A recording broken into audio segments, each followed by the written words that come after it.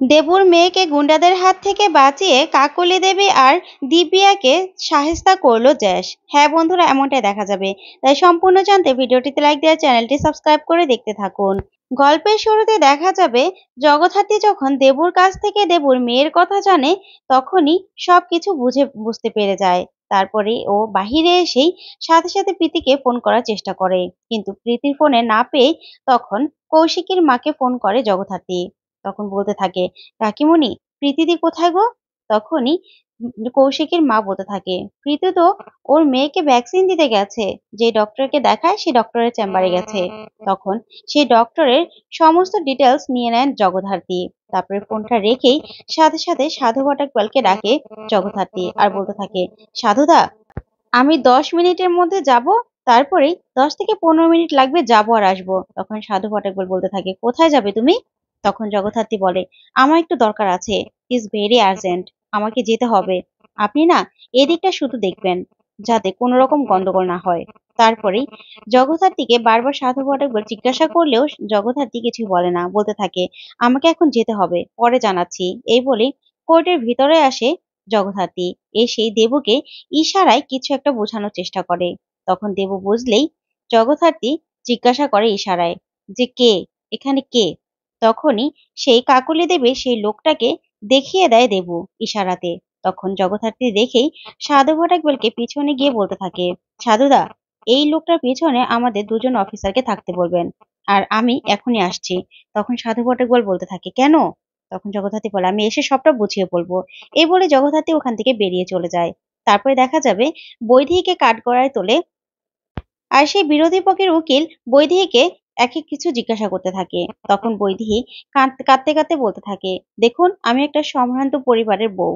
আমার আমাকে শুধু শুধু কাঠগড়ায় তোলা হয়েছে। তখন সেই বিরোধী পক্ষের উকিল বলতে থাকে, আচ্ছা, আপনার নামে কি সেই জিমেল অ্যাকাউন্টটা খোলা হয়েছিল?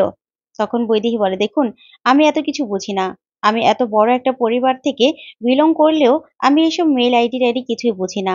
আমাকে জ্যাস ফাঁসিয়েছে, আর এই স্বয়ংব, ওরা মিলে আমাকে ফাঁসিয়েছে। সব অপরাধ করেছে এই স্বয়ংব। স্বয়ংবই হলো আসল অপরাধী। যা শুনে স্বয়ংব পুরো চমকে যায়। তখন দিব্যা আর কাকুলি দুজনই খুশি হয়ে যায়। তারপরে বৈদেহীকে বলতে থাকে, আচ্ছা, আমি তো জানি স্বয়ংব আপনার ছেলে। তখন বৈদেহী বলতে থাকে, না, ও আমার ছেলে নয়, ও হলো আমার সতীনের ছেলে।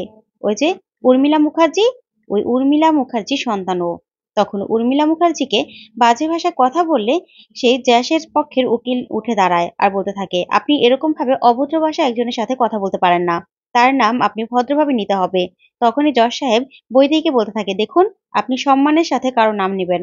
আপনি এরকম ভাবে অভদ্র ভাষায় এভাবে কোর্টে কথা বলতে পারেন না। আর আপনার বিস্তারিত শুনতে চাইনি আমরা। আপনি যে ব্যাপারে কথা বলা হচ্ছে সেটা বলুন। তখন বৈদেহী বলতে থাকে, আমি জানি না, আমার মোবাইলে কোনো জিমেল অ্যাকাউন্ট ছিল না। তখন আমার জিমেল অ্যাকাউন্টটা খুলে দেয় এ দেবু। তখন এই কথা শুনে চমকে যায় সবাই। তখন বিরোধী পক্ষের উকিল বলতে থাকে, জজ সাহেব, এই সব কিছুই স্বয়ংভূ মুখার্জি করেছে। উনি সবকিছু করে তারপর নাম দিয়েছে দেবু আর দিব্যা সেনের। ওরা একদম নির্দোষ। কাকুলি দেবী, দিব্যা সেন এবং দেবু, ওনারা নির্দোষ। ওনাদেরকে শুধু শুধু ফাঁসানো হচ্ছে। তখন এই কথাতেই জগদ্ধাত্রী পক্ষের উকিল দাঁড়িয়ে বলতে থাকে, জজ সাহেব, উনি মন গড়া কথা বলছেন। এখানে আমার ক্লায়েন্ট কিছুই করেনি। আর যেখানে দেবু নিজে স্বীকার করে নিয়েছে, সেখানে কেন আমার মক্কেলকে উনি বারবার অপরাধী বলছে? তখন বৈদেহীকে সেই উকিল এসে বলতে থাকে, আচ্ছা, আপনার জ্যাসানালের সাথে সম্পর্ক কেমন? তখনই বৈদেহী বলতে থাকে, আপনার কাছে এসব আমি বলতে চাই না। তখন উকিলবাবু বলতে থাকে, কেন বলতে চান না আপনি? বলবেন তো যে আপনাদের সম্পর্কটা কেমন? আমি যতদূর শুনেছিলাম আপনাদের সম্পর্ক ভালো নয়। তাই, আর আপনি এজন্যই ফাঁসাতে এই মিথ্যে কথাগুলো বলছেন। আর আপনার সৎ ছেলে যেহেতু স্বয়ংব, তাই আপনি ফাঁসাতে চাচ্ছেন। তখন বৈদেহী বলতে থাকে, আপনি এসব কথা বলতে পারেন না। তখনই উকিলবাবু বলতে থাকে, শুনুন, আপনাকে না আমি কাস্টাডিতেও নিতে পারি, সেটা ইচ্ছে করলে জজ সাহেব আপনাকে নিতে পারে। তখনই উৎসব রেগে যায় আর বলতে থাকে, আপনার এত বড় সাহস, আমার মমকে এইসব কথা বলছেন? আপনাকে একদম মেরে ফেলবো। ঠিক তখনই জজ সাহেবের অনুমতি নিয়েই পুলিশরা উৎসবকে ওখান থেকে বের করে দেয়। তারপরে দেখা যাবে বৈদেহীকে বাদ দিয়ে সরিয়ে দিব্যাকে জিজ্ঞাসাবাদ করার জন্য উকিলবাবু অনুমতি চায়। তখন জজ সাহেব অনুমতি দিলে দিব্যাকে কাঠগড়ায় দাঁড় করানো হয়। ওইদিকে দেবু বারবার করে তাকিয়ে দেখতে থাকে। তারপরে কাকলি দেবীর লোক কাকলি দেবীকে জিজ্ঞাসা করতে থাকে কি করবে। তখন কাকলি দেবী ইশারায় বলে দেয় বাচ্চাটাকে শেষ করে দিতে। তখন সেই লোকটা বলতে থাকে ঠিক আছে ম্যাডাম, এই বলে বাহিরে চলে যায়। ওইদিকে দেখা যাবে বাড়িতে চন্দ্রনাথ কৌশিকের মাকে ডেকে বলতে থাকে, বড় বৌদি শুনেছো, মেজ বৌদিকে কাঠগড়ায় তোলা হয়েছিল। ওই সবকিছু হয়েছে ওই জগদ্ধাত্রীর জন্য, সবকিছু।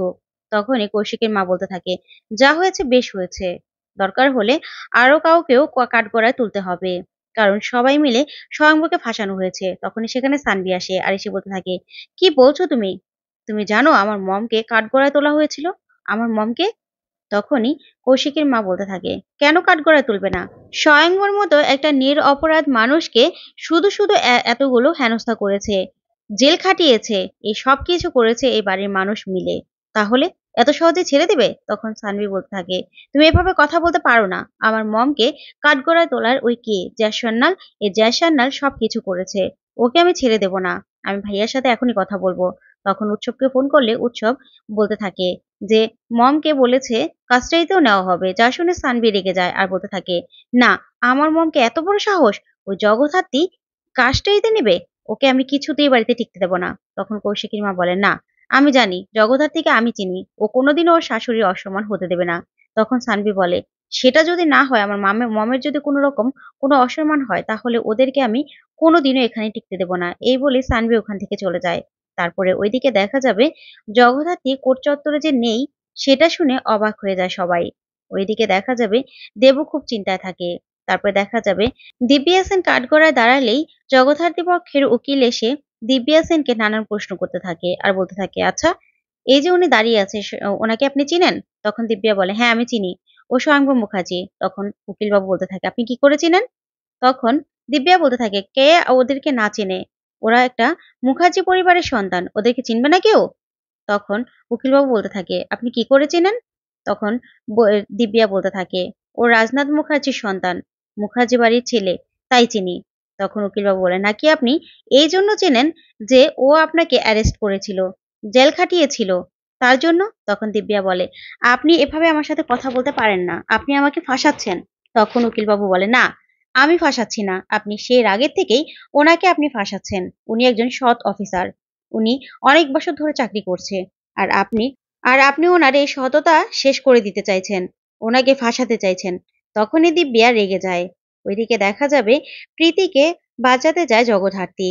তারপর প্রীতি যখন ভ্যাকসিন দিয়ে বাহিরে চলে আসে, তখনই গুন্ডারা প্রীতির ওপর হামলা করে। আর হামলা করলেই তখন প্রীতিকে বাচ্চা সহ গুলি করতে গেলেই তখন জগদ্ধাত্রী এসে সেই গুন্ডাটাকে পিছন থেকে গুলি করে, যা দেখে প্রীতি অবাক হয়ে তাকিয়ে থাকে। তারপরে দেখা যাবে জগদ্ধাত্রী প্রীতি আর বাচ্চাটাকে সেফলি বাড়িতে পৌঁছে দিয়ে কোর্টে আসে। কোর্টে এসে জজ সাহেবের সামনে বলতে থাকে, ইওর অনার, এই দেবুর বাচ্চাকে মেরে ফেলার হুমকি দিয়ে ওর ঘাড়ে সব দোষ চাপানো হয়েছিল, কারণ এই সব দোষগুলো করেছিল এই কাকলি দেবী আর দিব্যা সেন। যা শুনে কোর্ট চত্বরে থাকা সবাই অবাক হয়ে যায়, আর ওইদিকে ভয় পেয়ে যায় কাকলি দেবী আর দিব্যা সেন, আর দেবু অবাক হয়ে তাকিয়ে থাকে। তো বন্ধুরা, এবার কি তাহলে স্বয়ংবর ছাড়া পাবে? আর দেবুও কি সব সত্যিটা স্বীকার করবে? তোমাদের কি মনে হয় অবশ্যই কমেন্ট করে জানাও।